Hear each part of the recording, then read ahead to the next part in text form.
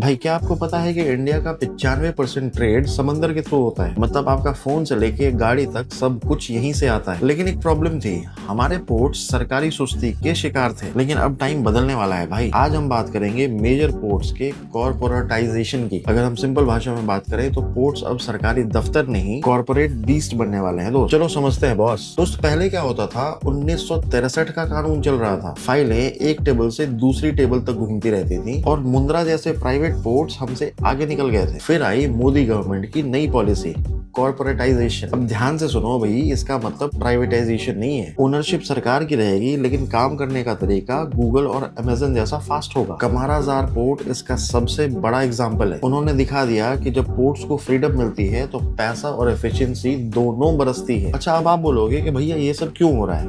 क्योंकि हमें विश्व गुरु बनना है लॉजिस्टिक्स में। सिंगापुर और रॉटरडैम के पोर्ट्स इतने फास्ट क्यों हैं? क्योंकि वो कॉर्पोरेट स्टाइल में चलते हैं भाई। इंडिया अब पीएम गति शक्ति और प्रोजेक्ट सागरमाला के साथ मिलकर पोर्ट्स को स्मार्ट पोर्ट्स बना रहा है। लेटेस्ट न्यूज की बात करें तो इंडिया, मिडिल ईस्ट और यूरोप कॉरिडोर में हमारे पोर्ट्स का रोल सबसे अहम होगा। अगर पोर्ट स्लो रहे तो भैया देश पीछे रह जाएगा। इसीलिए फास्ट डिसीजन मेकिंग और फाइनेंशियल ऑटोनॉमी अब इम्पोर्टेंट है। लेकिन दोस्त, चैलेंजेस भी हैं। हमारे पोर्ट वर्कर्स को लग रहा है कि अब उनका क्या होगा। इसीलिए गवर्नमेंट ट्रेनिंग और रीस्किलिंग पे फोकस कर रही है। टेक्नोलॉजी आएगी तो ग्रोथ भी आएगी। बॉटम लाइन ये है भाई कि इंडिया के पोर्ट्स अब ग्लोबल हब बनने के लिए तैयार हैं। आपको क्या लगता है कि क्या इससे लॉजिस्टिक कॉस्ट कम होगी और चीजें सस्ती होंगी? कमेंट में बताओ और अपने दोस्तों के साथ शेयर करो।